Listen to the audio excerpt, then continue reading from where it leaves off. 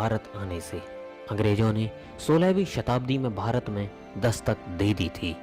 आपको यह जानकर हैरानी होगी कि तब शाहजहां आगरा में ताजमहल बना रहा था, तो वहीं दूसरी तरफ अंग्रेज भारत में पैर पसारने की कोशिश कर रहे थे।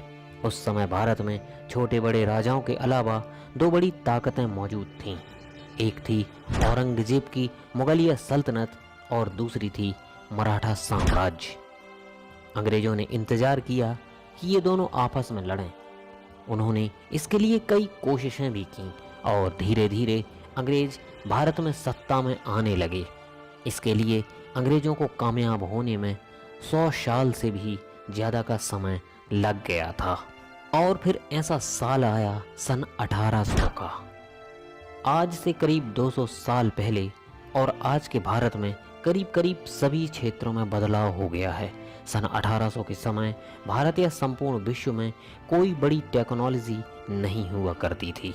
हमारे यहाँ सभी लोग धोती और गमछा पहना करते थे और बहुत अमीर लोग कुर्ता पहन लिया करते थे।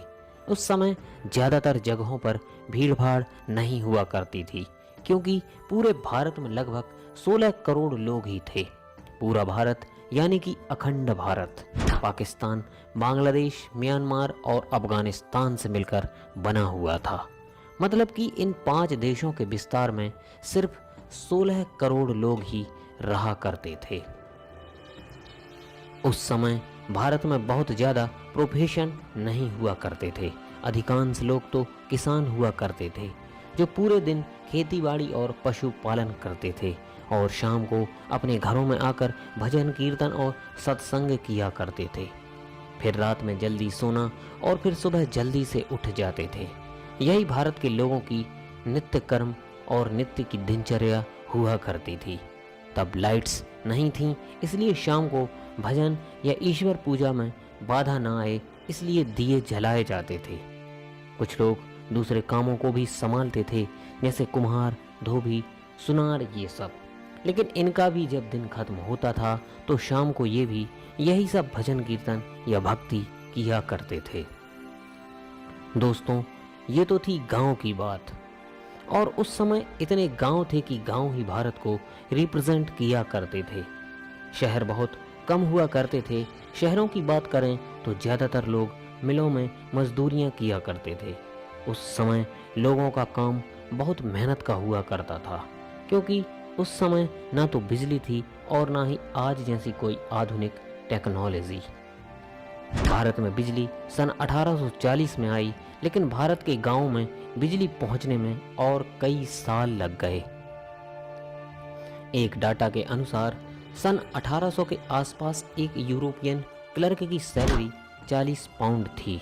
मतलब कि एक आम भारतीय का वेतन इससे 40 गुना कम। अब इससे आप अंदाजा लगा सकते हो कि भारतीय किसानों की क्या आय रही होगी। ऊपर से किसान बाढ़, सूखा और लगान की मार भी झेलते थे। उस समय अमीर तबक्का भी हुआ करता था।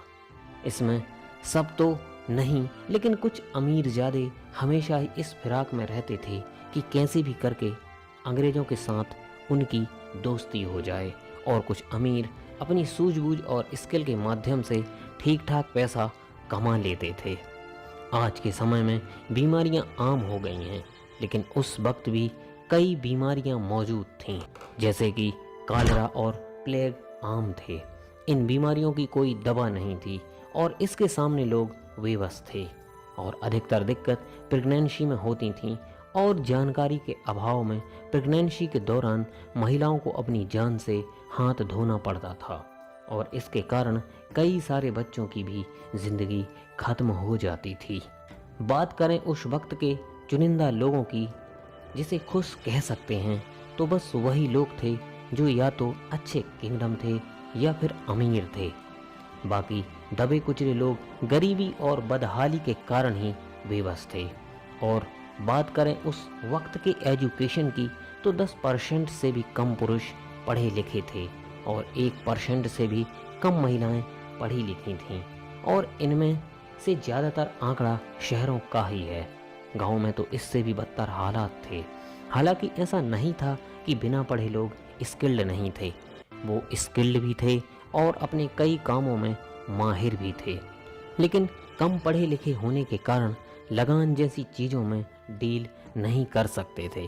भारत के लोग उस वक्त पैसों से चीज़ें खरीदने की बजाय एक्सचेंज व्यवहार मानते थे, जैसे एक मटके के बदले 2 किलो चावल या 5 किलो आटे के बदले 3 किलो दाल।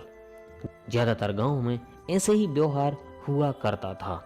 चीज़ों के बदले चीज़ें दी जाती थीं और ऐसे ही गांवों में सभी लोगों के पास सब कुछ पहुंच जाया करता था और इस तरह गांव से अनाज बाहर बेचने जाने की भी ज़रूरत नहीं पड़ती थी। तो दोस्तों, 18वीं शताब्दी का भारत कुछ ऐसा था। उस समय कुछ चीज़